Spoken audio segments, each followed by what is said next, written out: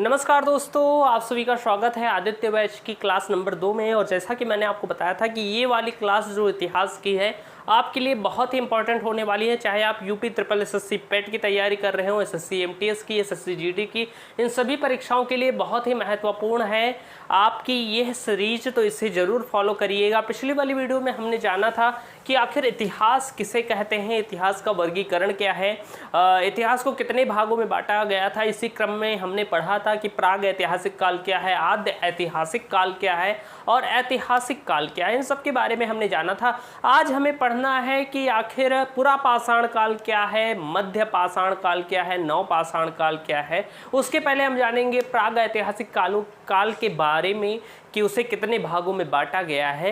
इन सब के बारे में हम पढ़ने वाले हैं। तो चलिए शुरुआत करते हैं इस बेहतरीन सी वीडियो की। अगर हम बात करें तो आज हम चर्चा करने वाले हैं जो कि हमारा पहला पार्ट था इतिहास का, जिसे हम क्या कहते हैं, जिसे हम कहते हैं प्राग ऐतिहासिक काल। प्राग ऐतिहासिक काल, प्राग ऐतिहासिक काल जिसे हम कहते हैं।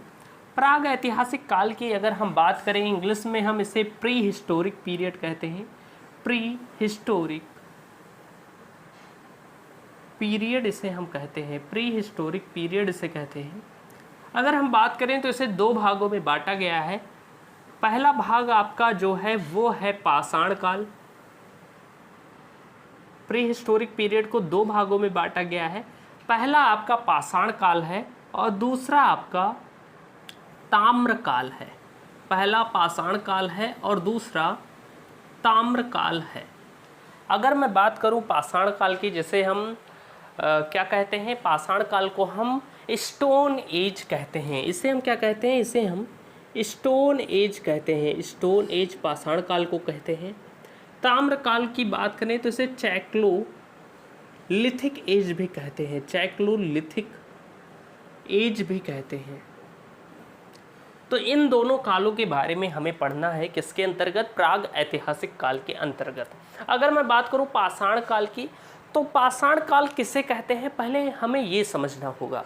तो ऐसा काल जिस समय मनुष्य पत्थर के औजारों का प्रयोग करता था, ऐसे काल को हम क्या कहते हैं दोस्त, ऐसे काल को हम पाषाण काल कहते हैं। आपसे कोई पूछे कि आखिर पाषाण काल क्या है, तो आप कहिएगा ऐसा काल या ऐसा समय जब मानव पत्थर के औजारों का प्रयोग किया करता था, तो इसे हम, उस काल को हम पाषाण काल कहते हैं। अगर हम समझना चाहें पाषाण काल को तो आप देखेंगे दो भागों में बटा हुआ है। पहला है आपका पाषाण, दूसरा है आपका काल। इन दो शब्दों से ये मिलकर बना हुआ है। तो अगर मैं बात करूं पाषाण, तो पाषाण का अर्थ होता है पत्थर और काल का अर्थ आप जानते हैं समय। तो हम कह सकते हैं कि ऐसा समय जिस समय पत्थर के औजारों का प्रयोग होता था। पत्थर का समय के मतलब से हो गया कि जब मानव शिकार के लिए पत्थर के औजारों का प्रयोग किया करता था, उस समय को हम क्या कहते हैं, तो पाषाण काल कहते हैं। ये बात आप समझे होंगे। बेहतर तरीके से आपको मैं सारी चीज़ें बता रहा हूँ और आप अच्छे तरीके से सारी चीज़ें समझते हुए चलेंगे। अच्छा, मैं बता दूं, अगर आपको इसके नोट्स चाहिए तो टेलीग्राम पर जाकर आप सर्च कीजिएगा स्टडी विथ मिलिन, जो मेरे चैनल का नाम है, सेम नाम आप वहाँ पर सर्च करेंगे तो आपको एक टेलीग्राम चैनल मिलेगा और लोगो में लिखा होता है मेरे SWM, ऐसा लोगो बना होगा ब्लैक कलर का। तो उसी चैनल को आप ज्वाइन कर लीजिएगा। तो इससे क्या होगा कि आपको वहाँ पर इन क्लासेस के हैंड रिटन नोट्स मिल जाएंगे टेलीग्राम में, सॉरी डिस्क्रिप्शन बॉक्स में इसके लिंक भी मैं दे दूँगा। अच्छा, आगे हम बात करें ताम्र काल की, तो ताम्र में होता है तांबा और काल में होता है समय। तो हम कह सकते हैं कि ऐसा काल जिसमें तांबा का प्रयोग होने लगा था, तांबा का प्रयोग होने लगा था, वैसे काल को हम क्या कहते हैं, ताम्र काल कहते हैं। क्योंकि ये ताम्र धन काल से बना हुआ है, तो ताम्र में हो जाएगा तांबा और काल में हो जाएगा समय। यानी कि जिस काल में मानव धीरे धीरे करके तांबे के उपकरणों औजारों का प्रयोग करने लगा, उस काल को हमने कहा ताम्र काल। तो प्राग ऐतिहासिक काल को इन दो भागों में बांटा गया है। मेनली हमें फोकस पाषाण काल में करना है, इससे हमें थोड़ा वैसे पढ़ लेना है बस। तो चलिए अगर हम बात करते हैं यहाँ से, अब हमारा शुरुआत होता है पाषाण काल की, कि आखिर पाषाण काल किसे कहते हैं उसे कितने भागों में बांटा गया है, इन सब के बारे में हम पढ़ने वाले हैं। तो चलिए शुरुआत करते हैं इस बेहतर सी सेशन की। और अब हम बात करते हैं स्टोन एज की। जैसा कि आप जानते हैं, अब हमें पढ़ना है पाषाण काल के बारे में। पाषाण काल जिसे हम कहते हैं स्टोन एज, मैंने आपको इसकी परिभाषा बता ही दी है। पाषाण काल की बात करें तो इसे भी 3 भागों में बांटा गया है। आप कहेंगे भैया कौन कौन से भागों में पाषाण काल को बांटा गया है, तो मैं आपको कहूँगा कि पहला भाग आपका है पुरा पाषाण काल। पुरा पाषाण काल पहला भाग आपका जो है, जो बांटा गया वो है पुरा पाषाण काल। दूसरे भाग की बात करें तो वो है मध्य पाषाण काल। मध्य पाषाण काल। अच्छा, तीसरा भाग आखिर क्या है, तो आप लिखेंगे कि तीसरा भाग इसका क्या है, वो है नव पाषाण काल। नव पाषाण काल। ये 3 भागों में हमारा स्टोन एज बांटा गया है।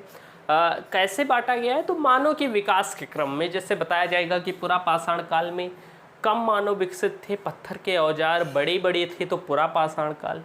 इसमें थोड़े छोटे हो गए, इसमें और अच्छे हो गए, तो इस तरह हमने बांटा है इसे। तो पाषाण काल को 3 भागों में बांटा गया है। पुरा पाषाण काल की बात करें तो आप इसका इंग्लिश लिख लीजिएगा, इसे पैलोलिथिक एज कहते हैं। लिथिक एज कहते हैं। अगर इंग्लिश में कोई मिस्टेक हो तो उसके लिए माफ़ी चाहूँगा। मैं कोशिश कर रहा हूँ कि सही ही लिखूँ, लेकिन बहुत सारे मेरे दोस्तों ने, साथियों ने कहा था कि आप इंग्लिश भी लिखिए, तो मैं कोशिश कर रहा हूँ कि लिखता चलो साथ में। अच्छा, मध्य पाषाण काल को हम कहते हैं मेसोलिथिक एज।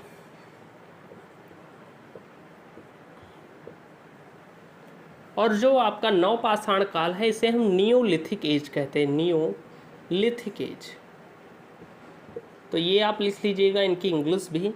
तो इन्हें 3 भागों में बांटा गया है। अच्छा, अगर हम बात करें कि आखिर पुरा पाषाण काल कितने वर्षों तक चला, कब से कब तक चला, फिर मध्य पाषाण काल की अवधि क्या थी और नव पाषाण काल की अवधि क्या थी, तो चलिए अब हम उसके बारे में बात करते हैं। अगर मैं बात करूं पुरा पाषाण काल की, तो आप देखेंगे इसकी अवधि क्या थी, ये कहाँ कब तक चला, तो आप लिखेंगे कि ये लगभग 25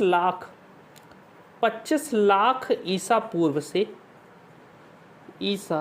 पूर्व से लेकर 12,000 ईसा पूर्व तक, 12,000 ईसा पूर्व तक चला। जो आपके पुरा पाषाण काल की अवधि थी तो वो कितनी थी, तो आज से लगभग 25 लाख वर्ष पूर्व भी हम कह सकते हैं, या आप कह दीजिए कि 25 लाख ईसा पूर्व से 12,000 ईसा पूर्व तक पुरा पाषाण काल का चला।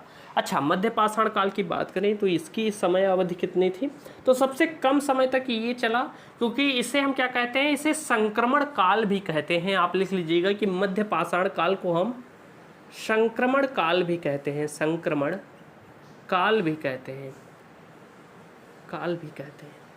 संक्रमण काल कहने का मतलब कि ये क्या है कि पुरा पाषाण काल से नव पाषाण काल के मध्य होने वाला परिवर्तन है। कोई भी चीज़ तुरंत कन्वर्ट नहीं होती, धीरे धीरे कन्वर्ट होती है। मान लीजिए पुरा पाषाण काल में मानव एकदम आदि मानव था, उसे कुछ नहीं पता था, ना उसे लिपि का ज्ञान था, ना भाषा का ज्ञान था, और ना वो खेती कर पाता था, बस पत्थर से शिकार करता था और कच्चे मांस को खा लेता था। लेकिन मध्य पाषाण काल क्या है कि धीरे धीरे मानव सुधरने लगा। जब वो सुधरने लगा तो वो प्रक्रिया क्या कहलाई, मध्य पाषाण काल कहलाई। यानी कि एक स्टेज आया कि जब एकदम कुछ नहीं जानता था, फिर उसके बाद धीरे धीरे सुधरने लगा, तो सुधरने का क्रम जो है वो मध्य पाषाण काल है। और सुधरा किसमें, यानी कि विकसित किसमें हुआ, तो नव पाषाण काल में हुआ। इसलिए इस काल को हम क्या कहते हैं, इस काल को हम मध्य पाषाण काल भी कहते हैं, और इसे संक्रमण काल भी कहते हैं, क्योंकि इस काल के मानव धीरे धीरे क्या हुए थे कि विकसित होने लगे थे। अगर मैं बात करूं कि मध्य पाषाण काल कब से कब तक चला, तो चलिए आप लिख लीजिए कि मध्य पाषाण काल 12,000 ईसा पूर्व से, 12,000 ईसा पूर्व से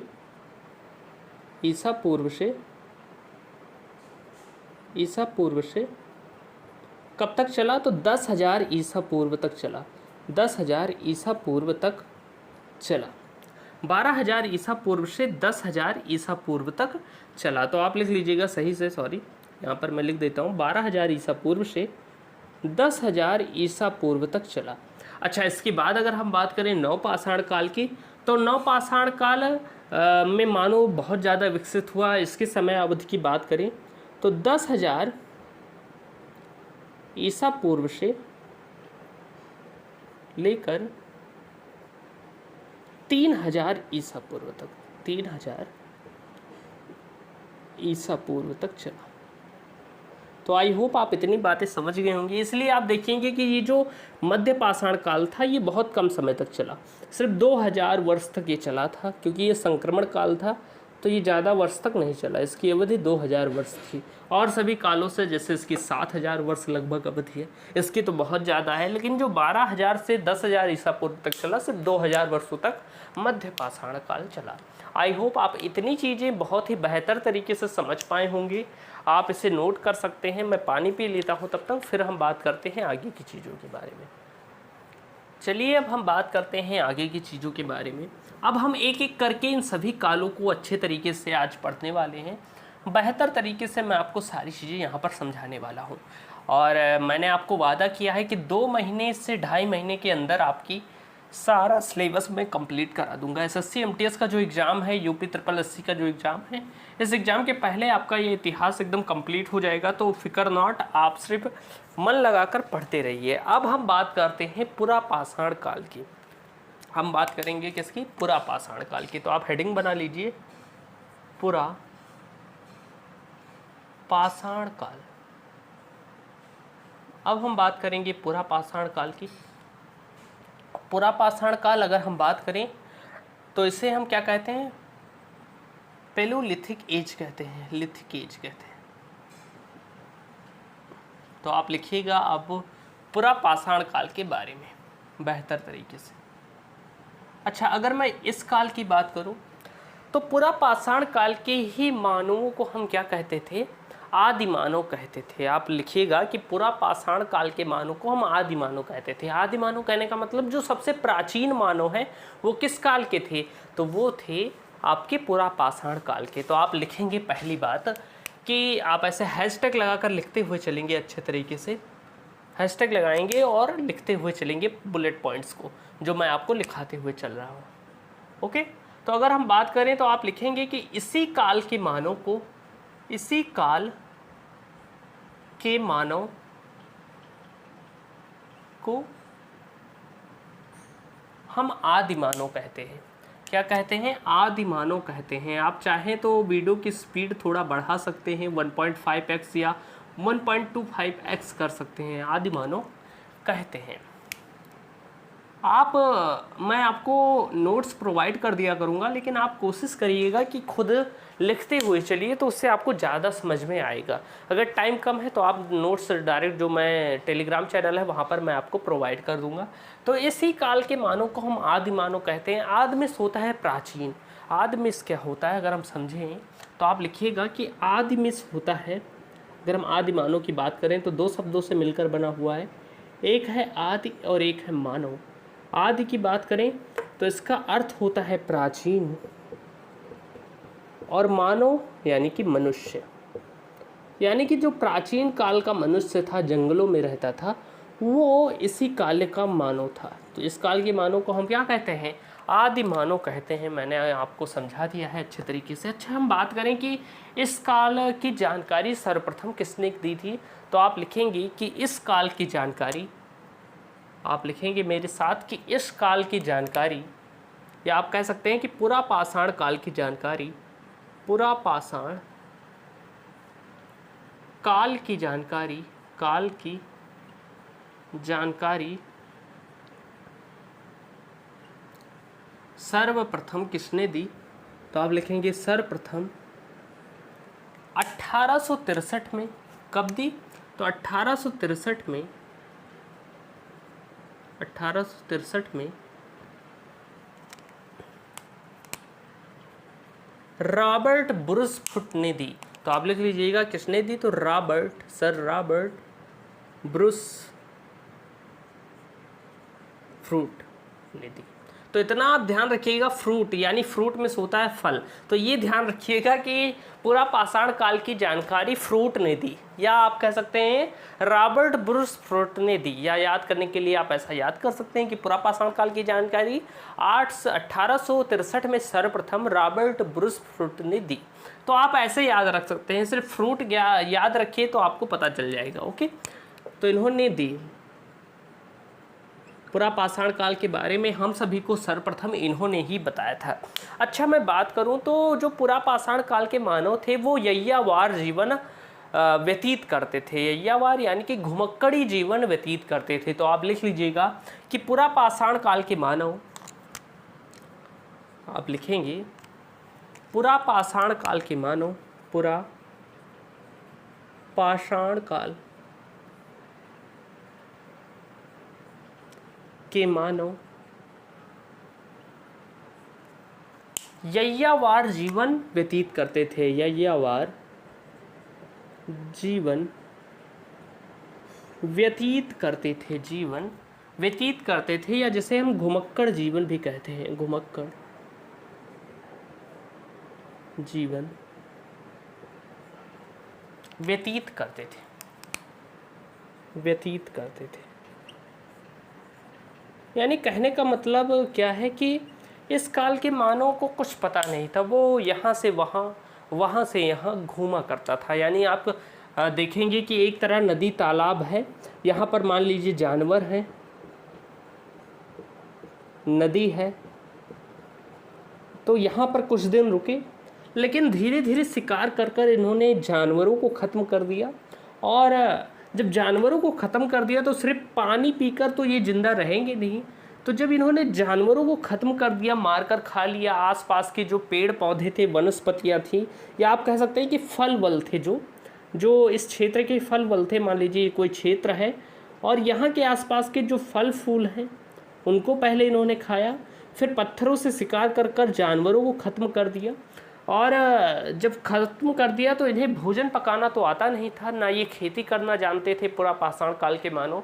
जब ये हो गया तो वो भूखे रहेंगे ना, तो भूख से बचने के लिए ये फिर आगे ऐसे घूमा करते थे। यानी कि यहाँ जब सारी चीज़ें ख़त्म हो गई तो ये आगे चले गए बढ़कर, अपनी टोली लेकर, अपना समूह लेकर किसी दूसरे नए क्षेत्र पर चले गए जहाँ पर नए जानवर हैं, जहाँ पर फल फूल हैं नए वाली, जहाँ पर उपयुक्त मात्रा में है, जहाँ पर नदी या पानी पीने का स्रोत है, वहाँ पर चले गए। और फिर कुछ समय बाद यहाँ के भी जानवरों को इन्होंने खाकर ख़त्म कर दिया। अरे एक लिमिट तो होगी, आसपास में जो जानवर हैं कुछ ही संख्या में होंगे, ये तो है नहीं कि तुरंत बड़े हो जाते हैं जानवर, तो किसी न किसी दिन ख़त्म हो जाएंगे। मान लीजिए 1 महीना रहे, 1 महीने में जानवर ख़त्म हो गए, जितने फल वल थे फल वो भी ख़त्म हो गए। तो क्या हुआ कि फिर वो वहाँ से क्या करेंगे, फिर यहाँ से चल देंगे किसी तीसरी जगह पर। तो इसी को हम क्या कहते हैं, यय्यावार कहते हैं। यय्यावार जीवन यानी कि घुमक्कड़ी जीवन जिसे हम कहते हैं। यय्यावार कहने का मतलब कि मनुष्य एक जगह स्थिर नहीं रहेगा, वो हमेशा भोजन की तलाश में कभी इधर कभी उधर घूमा करेगा। तो ये बातें आप ध्यान रखिएगा, मैंने आपको अच्छे तरीके से समझा दी है। साथ में आपको लिखते चलूँगा और अच्छे तरीके से एक्सप्लेन भी करूँगा। अच्छा, आप लिख लीजिएगा कि इस काल के मानव खाना बदोश भी थे। आप लिखेंगे कि इस काल के मानव, इस काल के मानव खाना बदोश थे, खाना बदोश थे। खाना बदोश यानी कि सिर्फ खाने पर निर्भर थे और उन्हें कोई काम नहीं होता है। जैसा एक जानवर होता है, जानवर खाना बदोश होता है, यानी खाता है फिर सो जाता है, फिर खाता है फिर सो जाता है। यही काम होता है जानवरों का। आप देखते होंगे कि अगर आपके यहाँ कोई पशु पाला गया है तो वो खाएगा फिर सो जाएगा, मतलब ऐसा कोई मनुष्यों की तरह काम नहीं करता। हमें ऑफिस जाना होता है, पढ़ना भी होता है और खेती भी करनी होती है, उत्पादन करना होता है, काम करने होते हैं। लेकिन इस काल के मानव की मानसिक बुद्धि उतनी विकसित नहीं थी, तो ये क्या थे, ये खाना बदोश ही थे, खाने पर निर्भर होते थे। इतनी बातें आप जान गए होंगे अच्छे तरीके से। अच्छा, इस काल के मानव पत्थर के हथियारों से क्या करते थे, शिकार किया करते थे, औजारों से शिकार किया करते थे। लेकिन इस काल की क्या क्वालिटी थी कि इस समय के पत्थर के औजार आकार में बड़े होते थे। तो आप लिख लीजिएगा कि इस काल के पत्थर के औजार आकार में बड़े होते थे। तो आप लिख लीजिएगा डायरेक्ट कि पत्थर के औजार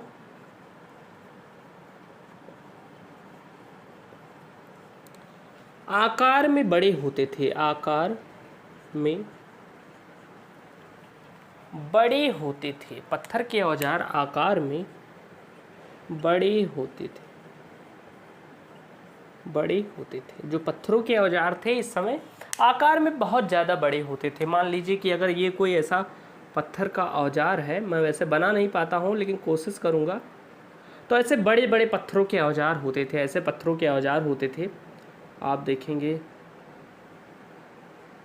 ऐसा कुछ, तो ये क्या है, ये आकार में बड़े हैं, आकार में बड़े। आप चाहें तो चित्र भी बना सकते हैं। आकार में बड़े होते थे इसमें के पत्थरों के औजार। देखिए इनका साइज बहुत बड़ा है, साइज क्या है, बहुत ज़्यादा बड़ा है। अच्छा, इन्हीं पत्थरों के औजारों से ये शिकार भी किया करते थे। इन्हीं पत्थरों से क्या करते थे, शिकार करते थे, फल वगैरह को खाते थे, उन्हें काटते थे। तो ये सारी चीज़ें ये पत्थरों से ही किया करते थे, इसीलिए पाषाण काल को पत्थरों का समय कहा गया, पाषाण काल कहा गया। तो ये बातें आपको समझ में आई होंगी, आई होप अच्छे तरीके से। तो मैं आपको समझाने के लिए यहाँ पर कोशिश करता हूँ कि अच्छी सी चीज़ें आपको अच्छे से समझा दूँ। अच्छा, अगर हम बात करें और भी चीज़ों की, तो आप देखेंगे कि पूरा पाषाण काल में ही आग की खोज हुई थी।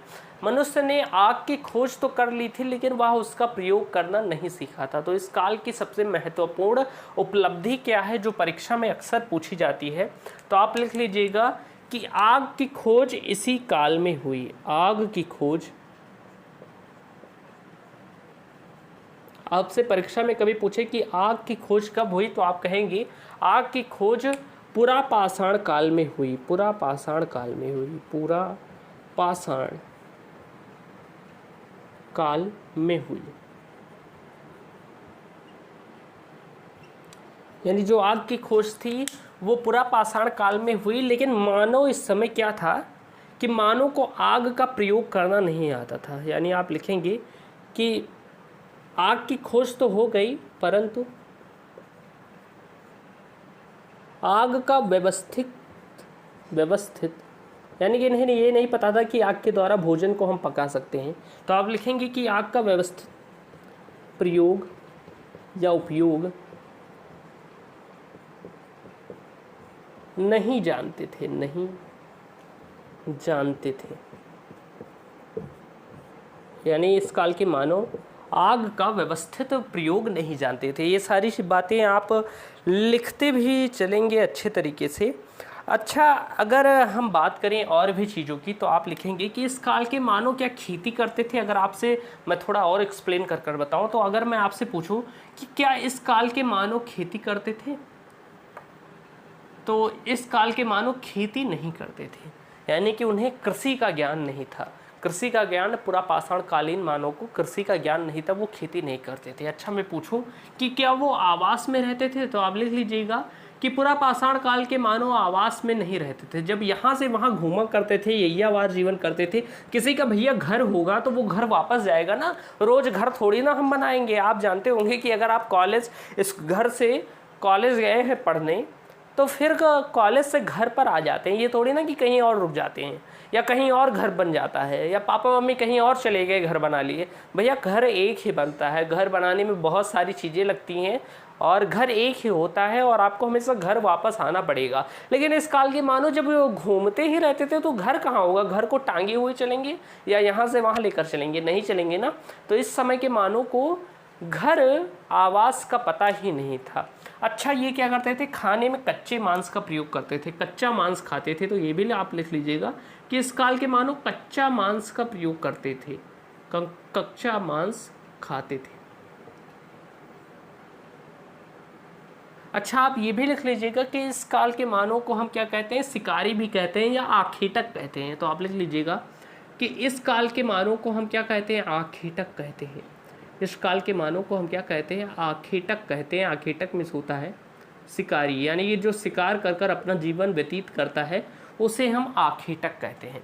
अच्छा, परीक्षा में पूछा जाता है कि पुरापाषाण कालीन पुरा स्थल कौन कौन से हैं, या पुरापाषाण काल के साक्ष्य कहाँ से मिले? तो आप लिखेंगे पुरापाषाण कालीन साक्ष्य, पुरापाषाण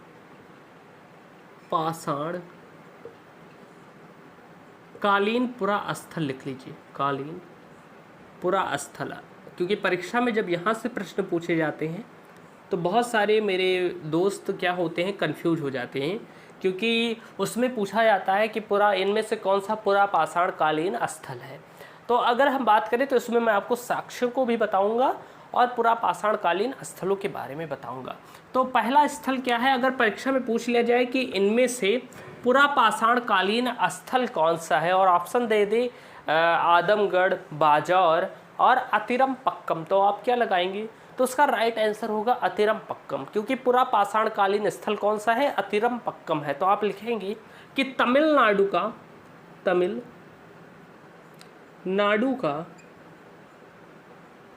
अतिरम पक्कम, आप लिख लीजिएगा इसे अच्छे से कि तमिलनाडु का अतिरम पक्कम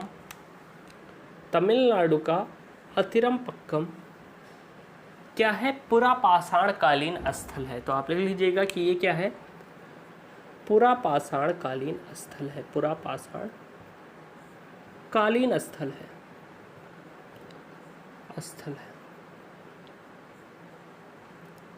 अच्छा, कुछ साक्ष्य भी मिले थे, जैसे कि मध्य प्रदेश के हथनौरा से सबसे प्राचीन मानव खोपड़ी के साक्ष्य मिले। और परीक्षा में ऐसा डायरेक्ट प्रश्न भी पूछ सकता है कि मानव खोपड़ी के सबसे प्राचीन साक्ष्य कहाँ पर मिले थे? तो आप लिखेंगे कि हथनौरा मध्य प्रदेश से मानव खोपड़ी के सबसे प्राचीन साक्ष्य मिले। मानव खोपड़ी के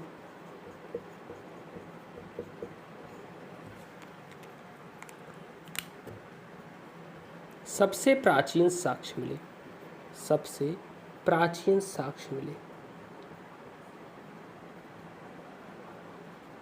मिले।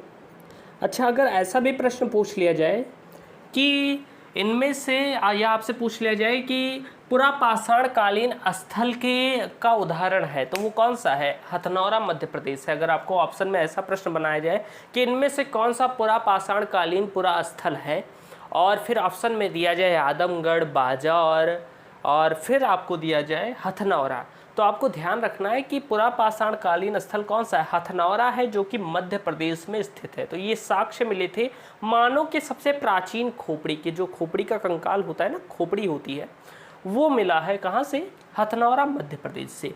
अच्छा, कुछ पत्थर के औजारों के भी साक्ष्य मिले हैं। तो आप लिखेंगे कि जो पत्थर के औजार के साक्ष्य हैं, इस काल के पत्थर के औजार के साक्ष्य अगर मैं पूछूं कहाँ पर मिले, तो इस काल के पत्थर के औजार के साक्ष्य आपको मिर्ज़ापुर से मिले हैं। मिर्ज़ापुर, जो कि उत्तर प्रदेश में स्थित है, वहाँ से मिले हैं पुरापाषाण कालीन पत्थर के औजारों के साक्ष्य। आप ऐसा पूरा लिख लीजिएगा, मन कहे कि पुरापाषाण कालीन पत्थर के औजारों के साक्ष्य मिर्ज़ापुर उत्तर प्रदेश से मिले हैं। अच्छा, आप एक बात और लिख लीजिएगा कि जो भीमबेटका है, वहाँ से इस काल के चित्रों के साक्ष्य मिले हैं। तो आप लिखेंगे भीमबेटका उत्तर प्रदेश, भीमबेटका सॉरी उत्तर प्रदेश नहीं, मध्य प्रदेश से, एमपी में स्थित है। भीमबेटका मध्य प्रदेश से चित्रकारी के साक्ष्य मिले, यानी कि दीवारों पर जो चित्रकारी होती है, दीवारों पर चित्रकारी के साक्ष्य मिले हैं, दीवारों पर। और जो भीमबेटका है, यहाँ से इसकी खास बात क्या है कि यहाँ से पुरापाषाण कालीन चित्रकारी के भी साक्ष्य मिले हैं। मध्य पाषाणकालीन चित्रकारी के भी साक्ष्य मिले हैं और नव पाषाणकालीन चित्रकारी के साक्ष्य भी मिले हैं।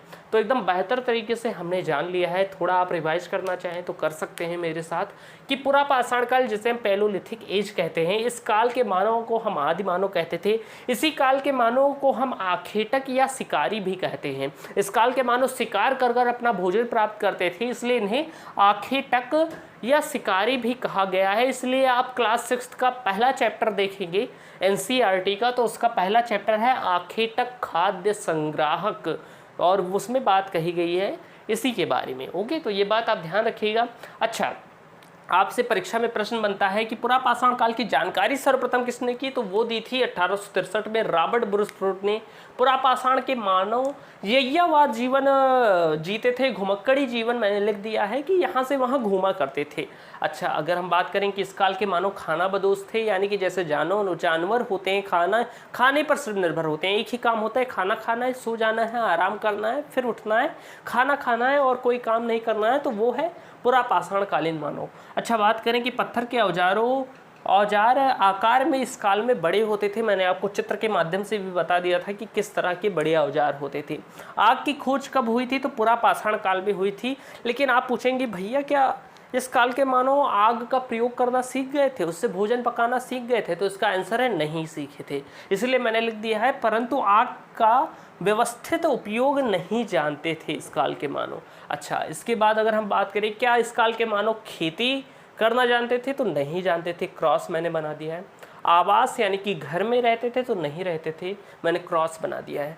कच्चा मांस खाते थे इस काल के मानव, भोजन को पकाना उन्हें नहीं आता था। जितनी बातें थी मैंने यहाँ पर आपको कवर अप करा दी हैं। और फिर मैंने आपको ये वाला जो अधिकतर टीचर छोड़ देते हैं उसे मैंने आपको बता दिया है, क्योंकि मैंने खुद भी एनालाइज किया है। जो मॉक टेस्ट में दे रहा था उसमें इस तरह के प्रश्न बनते हैं और पता चलता है कि कहीं पढ़ाया ही नहीं गया है, कहाँ से इसे सीखें। तो मैंने आपको बता दिया है, क्योंकि परीक्षा में आसान प्रश्न नहीं पूछेगा। अब तो ये भी नहीं पूछता कि आग की खोज किस काल में हुई, क्योंकि जानता है कि सबको पता है। वो पूछेगा कि आपसे पूछेगा कि तमिलनाडु का अतिरमपक्कम किस काल का पुरास्थल है। तो अगर आप जानते होंगे, जैसे कि मैंने आपको पढ़ा दिया है, तो आप बताएंगे पुरा पाषाण काल का। अच्छा, अगर मैं बात करूं हथनौरा मध्य प्रदेश से परीक्षा में प्रश्न पूछा जाए कि मानव खोपड़ी के सबसे प्राचीन साक्ष्य कहाँ मिले, तो हथनौरा मध्य प्रदेश से। पत्थर के औजारों के साक्ष्य जो पुरा पाषाण कालीन पत्थर हैं उनके औजारों के साक्ष्य मिर्जापुर उत्तर प्रदेश से मिले थे। और भीमबेटका में चित्रकारी, जो दीवारों पर चित्रकारी होती है, उनके साक्ष्य मिले हैं। उम्मीद है आपको ये वाली वीडियो पसंद आई होगी। मैंने सोचा था कि तीनों काल आज कवर अप करा दूंगा, लेकिन जब अच्छे से समझाओ तो थोड़ा टाइम लगता है।